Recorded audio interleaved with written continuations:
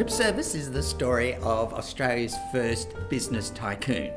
It wasn't James Packer, it wasn't Rupert Murdoch, it was a little plump Polish immigrant called Helena Rubenstein. And she revolutionised the way we look at ourselves, and she changed the face of the earth. So when I discovered the story, I couldn't believe no one had ever told it, and I couldn't believe she had been forgotten in her own country. So I stepped to work on my research, and the result was jaw-dropping. The play is about the makeup wars, and so in the play you'll hear about Revlon. I think Max Factor was in that first draft that I read, and of course Elizabeth Arden.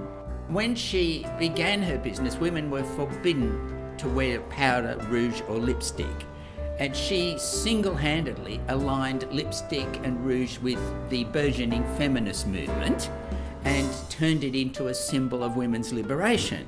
Even though she didn't like the feminists, she made a fortune from them.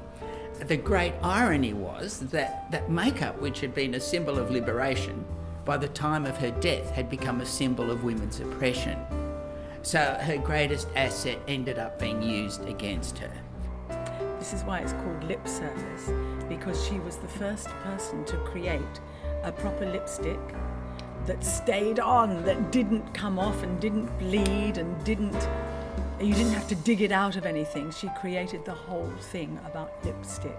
I'm not sure at this point, but I think I might be wearing a fat suit, which will be fun. And of course she was one for going over the top. So do you think this is over the top enough? I hope so. I hope you'll come and see Lip Service by the wonderful John Misto. And I'm really looking forward to being back at the Ensemble.